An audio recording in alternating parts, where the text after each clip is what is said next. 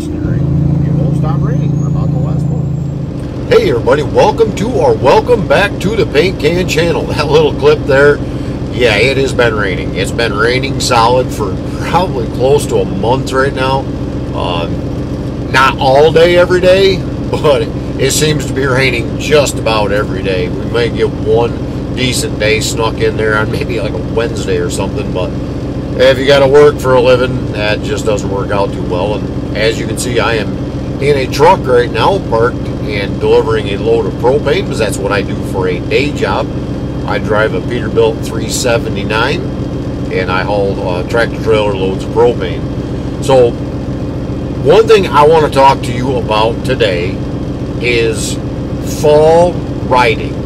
I'm going to give you the top 5 things in my mind that we've got to be cognizant of to think about while we're doing fall riding. Stick around.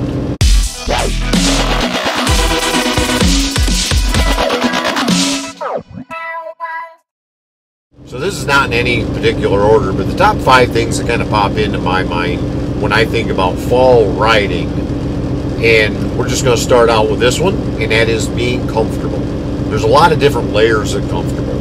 Number one, it is going to be colder.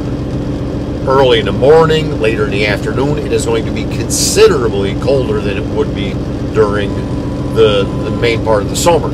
Now, maybe where you live, it's a little bit different, but I live in the central part of New York, and it gets chilly. I mean, right now, we're experiencing some mornings. We've had 2 so far that have had frost in the morning, so you're down in the low 30s, and sometimes it stays there till maybe 8:30, 9 o'clock in the morning until it starts warming up, and we're having a lot of days in, say, the mid-50s, somewhere in that ballpark. So it's definitely cooler time of year. And what do you have for riding gear? I know one thing that I change drastically on cooler weather is the style of glove that I use. And it's the style that's like a gauntlet glove. It slides over top of your sleeve. And the reason for that is a normal type riding glove that's a little bit tighter around your wrist will let air, wind, blow up your sleeve, and that'll cool down your arms, and depending on the jacket, it'll actually cool down your core temperature. I prefer to ride with a leather jacket because it just doesn't allow the wind to blow through like some other styles do. Comfort level, I prefer that. That's just my preference. I know there's some great textile jackets out there, some great mesh, that type of jacket, but at the same time, the majority of those are not so much conducive to the colder weather. Leather is really good for keeping the wind out. So I use a pair of gloves that literally will go over top of the end of the cuff of my sleeves, keeping that colder air out.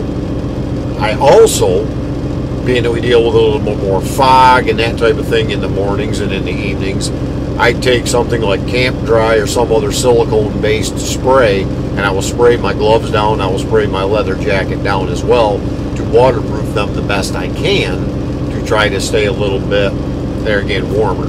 I also have a pair of leather chaps, keep some of the wind off my legs. And then depending on the temperature, I will go away from my Icon Tarmac.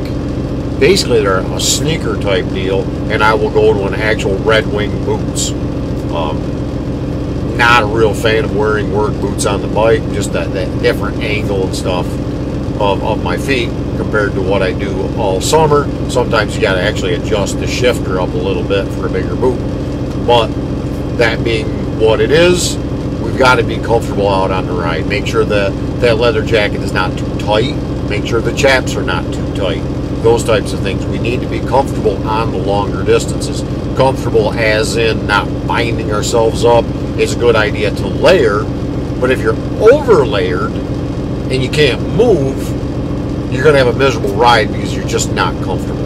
So make sure what you're wearing is a decent quality product where it'll stop the wind, but at the same time allow you free movement where you can actually enjoy your ride as well. So you're not all tight in the joints. You can't move your shoulders, your elbows, your legs, that type of thing. That'll allow you to be much more comfortable in the long run.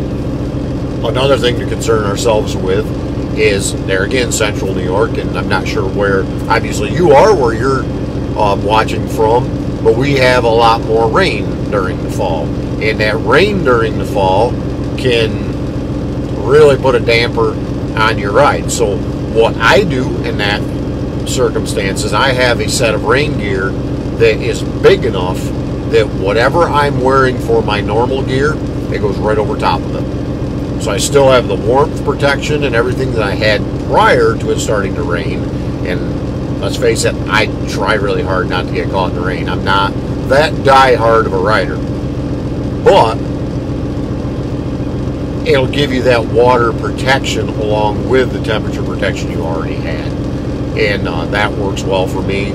I choose all the time in the fall to wear a full face helmet. There are sometimes I will wear a half helmet during the summer and during the warmer months just because it gets hot.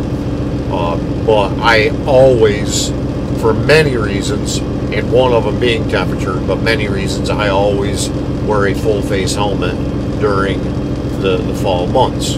The second thing, and this is going to be a lot shorter section on this, living up in the Northeast again, during the spring and during the fall, the days are a lot shorter. We have a lot less hours of daylight. So with those shorter hours of daylight, you need to plan your day accordingly. Don't waste a lot of time, or don't go far away, or you're going to get caught in the dark. You're going to get caught in the cold. There again, back to the comfort level type of a thing.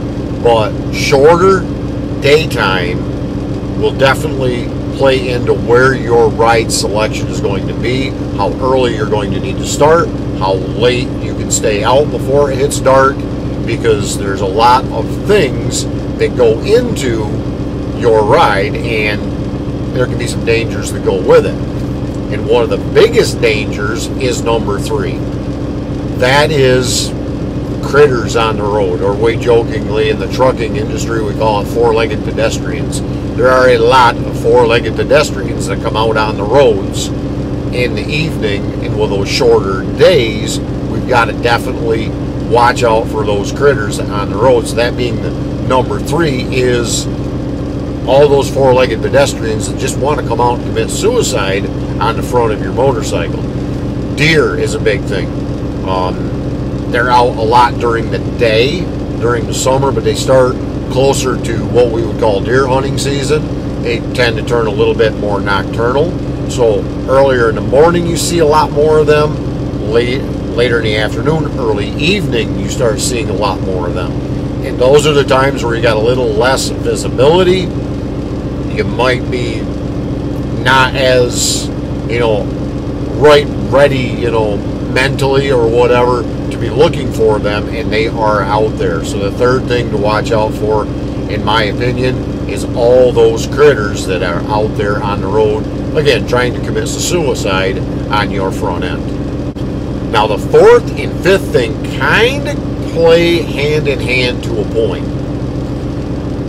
During the fall time is when the leaves start to change colors and the leaves start falling off the trees. We hear a lot during the summer of people mowing their lawns and blowing their clippings in the road, how it can be slippery, how it can be dangerous, that type of thing. Folks, the grass in the road is of absolutely no consequence to your ride in comparison to wet leaves on the road. When the leaves start falling off the trees, you may go into a corner and the entire road is covered in dead leaves. Now, whether those leaves are wet or dry. Dry leaves can be pretty slippery because, let's face it, leaves don't have traction like blacktop does. But wet leaves are like riding on ice. So you got to be very, very careful, especially when the leaves start falling off the trees. Going into those corners, even the straightaways, you got to be very, very paying attention, I guess. That makes a statement the way I worded it. But you've got to pay attention, especially going into the corners, blind corners. You go into the corner and it's covered in leaves. You can find yourself on the ground off the off the road in a hurry. So just be very, very careful with those leaves falling.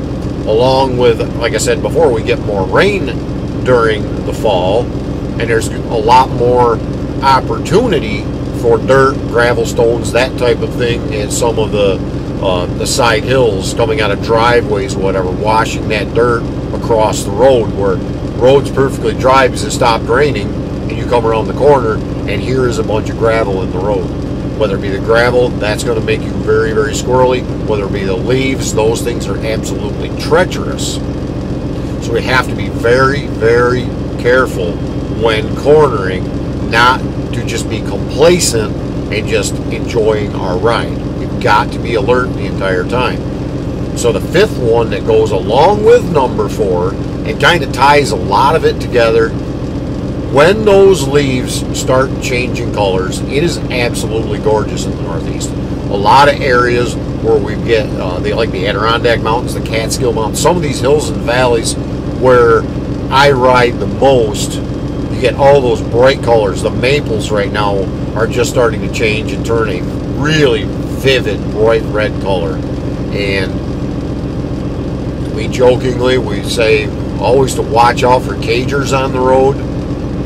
Especially right now, watch out for cagers on the road, because there's so many people out leaf looking and rubbernecking and looking at the side hills, looking off in a distance at the gorgeous colors that God has created for us in these leaves changing colors.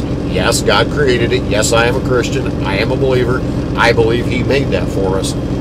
So all those beautiful colors out there, are the people paying attention to where they're going? Are you on your motorcycle, quite honestly, paying attention to where you're going?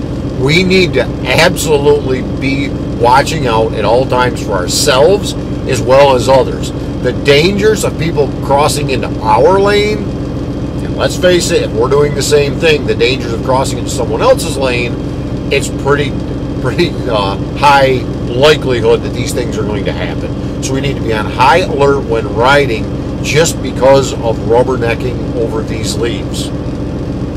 So those are my top 5 things to watch out for. Number 1, be comfortable on your ride. Number 2, shorter daylight hours. You just never know when you're planning these routes if you don't plan ahead. The critters on the road, you know there's going to be a lot more of them. There's going to be a lot more roadkill on the road as well. Again, go around the corner, blind area, and here lays a deer dead in the road. Not what you're going to want to be finding in the road. There's going to be more gravel in the road. There's going to be leaves in the road. Very slippery, and you never know. There might be a car on your side of the road or someone that spikes the brakes. So those are my top 5. I want to thank you for sticking around to the end of this video. If you have anything else that you would like to add to it, I would like to ask you, please put that down in the comments below. Also, if you like this type of video, hit that like button. Subscribe so you know each and every time that we upload another video. After you hit that thing, bell notification, hit all, you'll see when we upload another video here on the Paint Can channel. We are attempting to do 1 a week. And yes, it's going to be a little tricky when we get into the winter. So we will do what we can for you. Maybe we'll do some gear reviews, that type of deal. But we will see what happens, and hopefully we can get out and get some of these leaves and some great shots of you in the next couple of videos. And I just want to thank you for sticking around again, and may God bless each and every one of you today. Have an amazing day.